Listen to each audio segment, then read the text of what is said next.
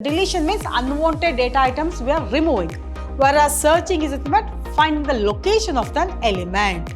At the end also, that is n-1, there also if I am not going to get the element, then unsuccessful searching process here. Once if it is matches, then only location equals greater than or equals to 0. Otherwise, the location remains -1 only, because in the beginning itself we are declared location equals -1.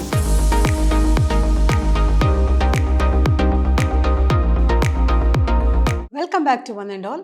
Myself, Vasanta, lecturer in Computer Science, Vidhyaashram, Pre-University College, Temple of Excellence, Mysore. Today, we are going to start with the revision class on data structure chapter. Whereas in the annual exam, from this chapter, you will get 4 questions. In part A, 1 question for 1 marks, and in part C, 1 question for 3 marks. As well as in part D, you will get 2 questions, then each question carries 5 marks, then totally 10 marks here. Then the total weightage of this chapter in the annual exam is 14 marks. But on this chapter, you will get 4 questions. In part A, 1 question, part C, 1 question, as well as in part D, 2 questions you will get, whereas part D carries each questions 5 marks. Whereas on this class, you will come to know regarding the introduction to data structure. What do you mean by data structure? Under that, the classification of data structure, why we require data structure, that is introduction to data structure. Under that, primitive data structures, non-primitive data structure, then which are the operations on both primitive, non-primitive, and how memory representations can be performed. With that, you will study some algorithms related NQ, DQ, push, pop, how to insert, how to delete element, all those things you will come to know in today's session. Whereas, when they come on for 1 marks, you may want to get the questions like, what are primitive data structure? When they come on primitive data structures that are directly operated upon by machine level instructions are known as primitive data structure. When they come on data structure, it can be classified into 2 types. One is primitive data structure, and one more is non-primitive data structure. Primitive and one more is non-primitive. Whereas primitive is very simple by nature, but when they come on non-primitive, it is complex by nature, and this non-primitive is derived from primitive data structure. Then what do you mean by this data structure? When they come on data structure, it is a specialized format. Data structure is a specialized format for organizing, storing the data in a computer memory. 2 types, primitive and non-primitive. And here when they come on primitive, it is very simple by nature, and here whatever instructions we have, all those instructions are directly executed by machine level instruction. Next, you have the next question, mention any 2 examples for non-primitive data structure.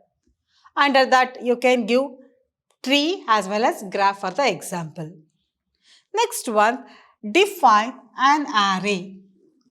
Whereas array is nothing but it is a collection of homogeneous elements.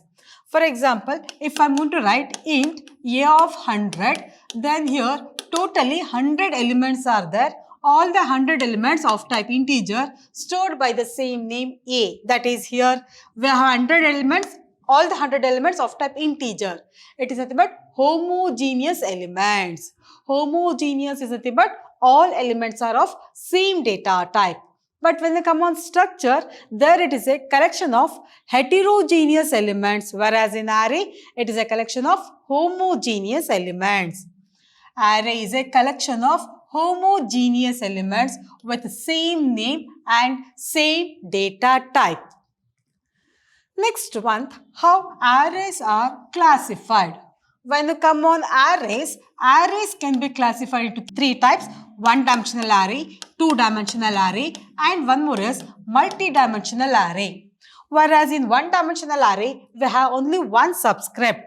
Here, for example, int a of 10, if I am going to write, then only one subscript here we have. Whereas in 2-dimensional array, we have 2 subscripts, int a of 2 is to 2. this can be called as two-dimensional array because it contains two subscript. Whereas in multi-dimensional array, for example, int of 2:2:2. If you have more than two subscript, then it can be called as multi-dimensional array. When they come on classification, one-dimensional array, two-dimensional array, and one more is multi-dimensional array. The next question, mention various operations performed on arrays. Which are the major operations we can able to perform? Consider in the classroom we have around 100 students. Then which are the major operations we can able to perform on that students? I am to consider each and every students are one element in the array. Then which are the major operation I can able to perform? I can search who is talking, on which place he used to sit. Is it no? That means searching is possible. Then traversing is also possible. Traversing is nothing but processing each element from the beginning one by one till the end. For example, I want to check the notes of each and every student. Then first I will check the first student notes, then second one, third one by one from the beginning till the end we are processing. That is nothing but traversing.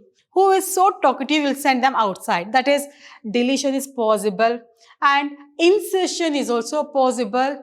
Then I can able to arrange the students in ascending or descending order by their height wise or by their marks wise. I can arrange, that is sorting is possible. I can able to perform traversing, searching, insertion, deletion, sorting and then merging also we can able to perform. Merging is nothing but combining. For example, girls one group, boys one group, like that we are combining. That is here merging is also possible. This is the major operation in array we can able to perform. That is the first one is traversing. Traversing is nothing but processing each element from the beginning one by one till the end. The process of accessing each data item exactly once to perform some operation is called as traversing. And the second one is insertion. First operation traversing, the second one is insertion. Whereas the process of adding new data item into the given collection of data item is called as insertion. Next operation we can able to perform deletion. Whereas a deletion is nothing but removing an item. The process of removing an existing item from the given collection of data item is called as deletion. And the next operation we have searching. Whereas deletion means unwanted data items we are removing. Whereas searching is nothing but finding the location of an element. The process of finding the location of data item in the given location of data item is called as searching. In a given list of items, I am searching who is talking. Is it? That means searching is a process of finding the location of an element. Next one, we have sorting. Whereas sorting is a process of arranging the item in ascending or descending order is called as sorting. In ascending or descending order, if I am going to arrange the elements, then it can be called as sorting. Here we can able to perform sorting operation. Then the next one is merging. It is a process of combining the data item of two structures to form a single structure is called as merging. Then next question, you have write the memory representation array in column major order. Whereas it's a 3 marks question, sometime you may expect the same question for 5 marks also. There you have to write what you mean by row major order, column major order, how exactly element will represent there. Whereas when they come on two-dimensional array, how elements usually will stored in the memory. For example, we have the element 1, 2, 3, 4, 5, 6, 7, 8, 9. Consider this is the array element. Here we have 3 rows. This is row 1, this is row 2, this is row 3. And this is column 1, column 2, column 3. Whereas in row major order, the first row element will store, that is 1, 2, 3. After completing the first row, then it will move to the second row. 4, 5, 6, then 8, 7, 8, 9, like that it will continue. that is in row major order. First, it will store the first row elements and then second row element and so on. Whereas in the question, if you get a question, write a column major order, then first it will store the column elements. 1, 4, 7. Afterwards, 2, 5, 8. After completing the second column, third column, 3, 6, 9. Like that, element will store here. How to identify the first element position? First, write down the values, row values 0. Then here 0, 0, 0 will write. Then afterwards 1, 1, 1. Then write down 2, 2, 2. First write down row values 0, 1, 2, 3. Then write down column values 0, 0, 0. Then 1, 1, 1. Afterwards write down 2, 2, 2. From this I can say that the memory location of 9 is A of 2 is to 2. For example, the memory location of 5 is A of 1 is to 1. The memory location of 3 is A of 0 is to 2. Like this, we can able to identify. Whereas, let A, I am going to consider this is the array A, be the array of order m into n. That is here, we have 3 is to 3 order, row and column. That is order of 3 m into n. In column major order, all first column elements are stored in sequential memory location and then the second column elements are stored and so on. First column 1, 4, 7, 2, 5, 8, 3, 6, 9. Like that it will store. Whereas base A is the address of the first element. Whereas base A represent address where exactly this element is present. The memory representation of any element A of I is to j can be obtained by using the formula like location of A of I is to j equals base of A plus W of I minus LB plus M into j minus LB. Whereas the base A represent the starting address, whichever address starting location you want, you can consider. Then W represents number of words per cell, that is always 1 only. Then I, then LB represents the lower bound and J represents column. Then once again LB represents the lower bound. Then here for example W is the number of words per memory location. Consider this is the matrix. Here we need column major order. First 10, first column it will store 10, 40, 70. Then next 20, 50, 80. Then next column that is 30, 60, 90 it will store. Now is it clear? This is column major order. Next one, what is primitive data structure? Explain different operations performed on primitive data structures. When you come on data structure, already I told you two types. One is primitive and one more is non-primitive. Whereas in the primitive, here instructions are directly executed by machine level instruction. We does not require any translator. And here in this, we can able to perform few operations like select, update, like that. We can able to perform few operations. Data structures that are directly operated upon by machine level instructions are known as primitive data structure. The various operations that can be performed in data structure, especially primitive data structures, are first one is create, then destroy, then select, and one more is update. These are the major 4 operations we can able to perform on primitive data structure. Whereas create operation is used to create a new data structure. The name itself suggesting create, it means that we can able to create new data structure. This operation reserves memory space for the program element. Whereas when the command destroy, obviously it will destroy the data structure. Whereas destroy operation is used to destroy or remove data structure from the memory space. And the next one is select. Whereas select is used by programmers to access the data within data structure. For selection purpose, which data I want to select? For selection purpose, we are using select command here.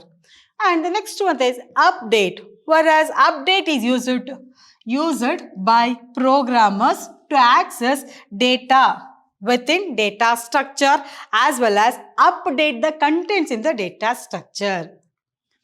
Next question, you have 5 marks question there. Write an algorithm to insert an element in an array. Consider we have the array here. We have the value 10, 20, 30, 40. Their position 0, 1, 2, 3. Whereas here now we have to insert an element. If I want to insert an element, for example, element I am going to consider as a 50. I want to insert this on the position, for example 2. On this position I want to insert. Then what I have to do? Here directly I cannot able to shift the elements. That's why from last element the shifting will take place. Here in first phase, the 50, the 40 here will move to the next higher order position, 10, 20, 30. This now space become free, that is 0, 1, 2, 3, 4. For the fourth place we are shifted.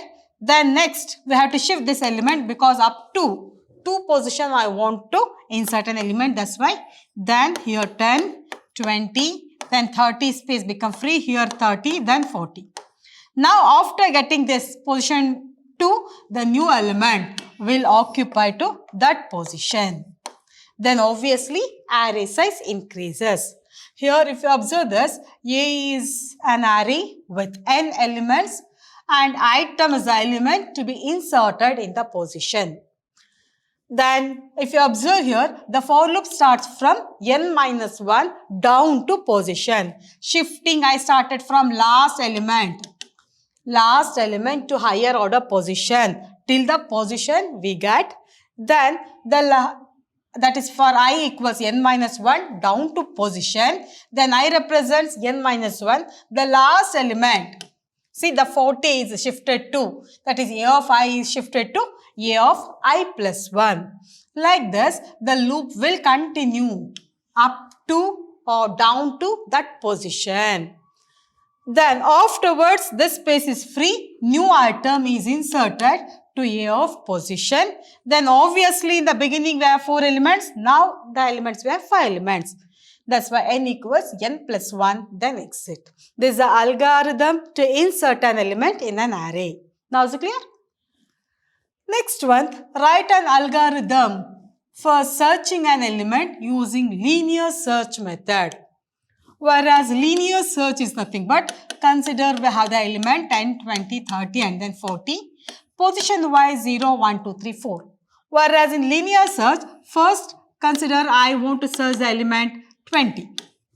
First what it will do, it will compare this 10 with 20. If it is not matches, then the same element will compare with the next element. Like that, the process will continue till I am going to get the search element. At the end also, that is n minus 1, there also if I am not going to get the element, then unsuccessful searching process here. Then here, first we will assume the location equals minus 1. Before processing, that location equals minus 1 we will consider. Then the process starts from 0th position till the last one, that is P equals 0 to n minus 1.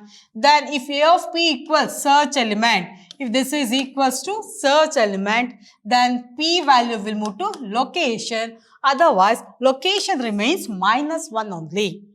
Then go to step 3. If it is matches, then go to step 3. Like this process will continue. Then end of if loop, first it will perform, then end of for loop. Then here, if location is greater than or equals to 0. Once if it is matches, then only location equals greater than or equals to 0. Otherwise, the location remains minus 1 only, because in the beginning itself we are declared location equals minus 1. If location is greater than or equals to 0, then it has to print the location. Otherwise, it has to print searching is unsuccessful. Then exit. This is the algorithm to perform linear search. Okay. Next one, write an algorithm to search an element in an array using binary search. binary search, under that the main drawback is element must and should be arranged in ascending order. For example, 10, 20, 30, 40. First, we will consider this is the beginning and this is the end. Then we will find the mid here 0, 1, 2, 3. Then find the mid. Mid equals 0 plus 3. Position you have to consider divided by 2. Then 1.5 we are getting. Then you have to consider only the integer part is a mid, and comparison always takes place with the middle element. For example, I am going to give the middle element 20. This is a search element.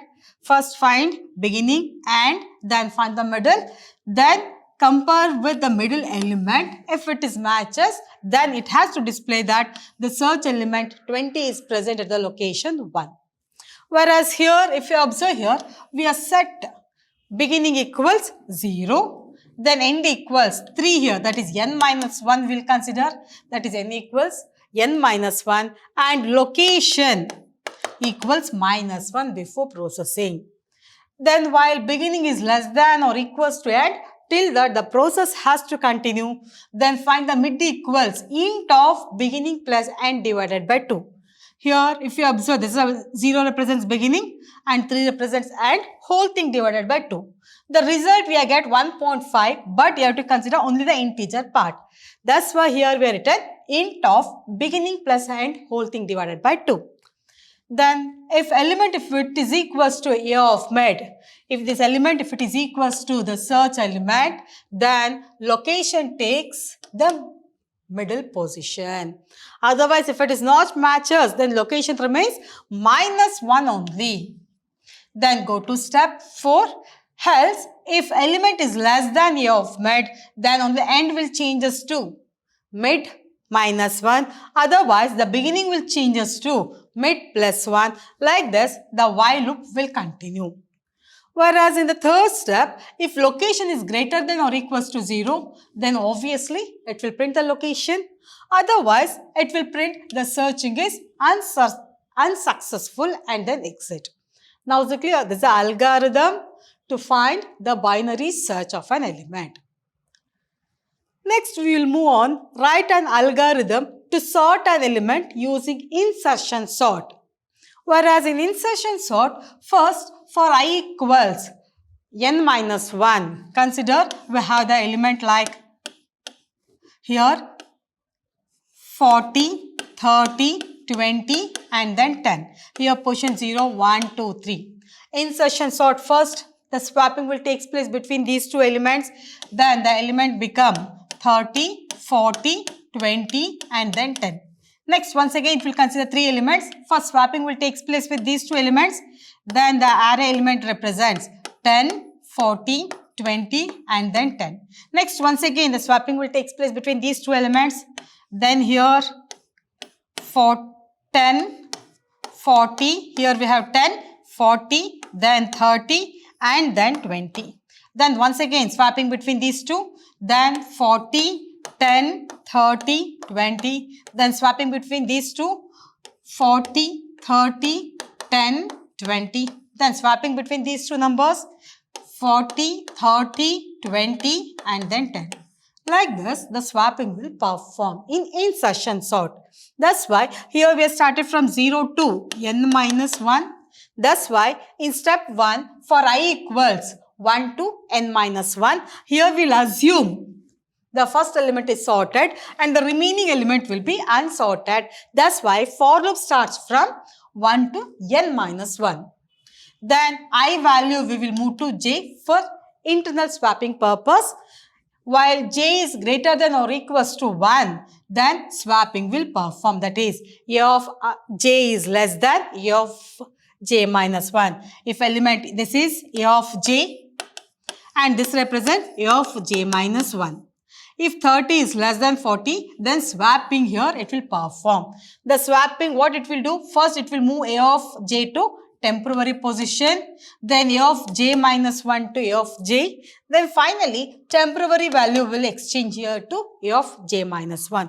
Like this, the swapping will perform. Then end of if loop, then finally here j equals j minus 1, end of while loop perform. Like this, the swapping will perform here. Next, you have write an algorithm for push and pop operation in stack using arrays. Whereas when you come on push and pop, consider this a stack. Whereas in stack, insertion as well as deletion will take place at the same position. For example, 0, 1, 2. When I am going to insert an element, then it will come and occupy here. If there is no element, then top represents -1 if it is empty. If I am having only one element, then this represents top. If I am having two elements, then one represents top. If I have a third element, then this represents the top. It means that here push is nothing but inserting an element at the top of the stack, whereas pop is nothing but remove an item from the top of the stack. For example, A, B, C, we have 0, 1, 2. Now from this 2 position, we are removing. Push is nothing but insertion, pop is nothing but removing an item. Whereas in stack, insertion as well as deletion will take place at the same position of the array here. There, an algorithm for push operation. First, if top equals n-1. If it is already we have full, we are not able to insert any element. That's why stack is full, then exit. No need to process. Otherwise, we have to increase the top. Consider we have only one element. Here I am having only one element. Then this 0 represents the top. Here we can able to insert. That's why we have to increase the top now. Now top represents 1. That's why top equals top plus 1. Then new item is inserted to the stack of top position. Here insert the new item. Then return. This is the algorithm to perform push operation. Next one, algorithm for pop operation. For example, if I have empty stack, is it possible to perform pop operation? No, because it is empty. On that case, -1 represent the top. Then no need to process, it has to come out from the loop here. That's why if top equals null, or we can say that -1 also, then it has to print that stack is empty, or we can say it is an underflow situation. Then exit, then no need to process. Whereas otherwise, for example, here we have the one element. Now 0 represents the top. Then this item we have to remove. On that case, whatever element in the stack of top, that we will move to item place. Now this place becomes free. Then obviously now the top will decreases. That is top equals top -1, then return. This is the algorithm to perform pop operation. Now is it clear? Next one, write an algorithm to insert a data element at the rear end of the queue.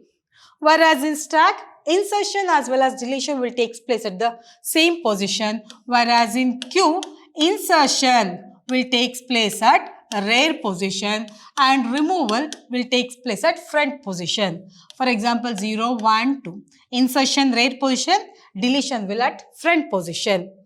Here if rear equals n-1, consider here we want to insert an item. Consider we have the items A, B, C.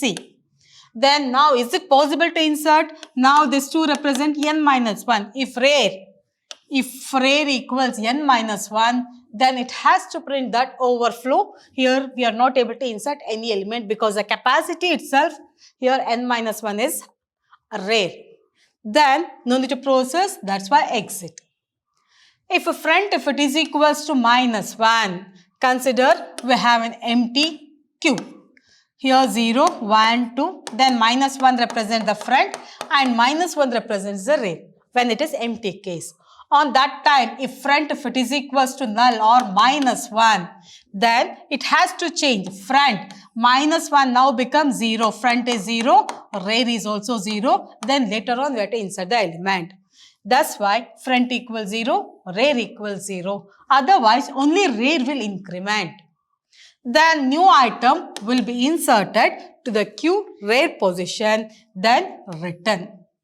This is the algorithm to insert an element in a queue especially, that is NQ operation. This completes today's revision class on data structure, because already I told you in this chapter especially you will get 2 questions, that too on algorithm part only, because each algorithm carries 5 marks. You may expect algorithms in part D, otherwise memory representation or the operations, whereas here majority of the questions comes on algorithms only. Then in the next class we will meet you once again with a new chapter. Thank you for all of you.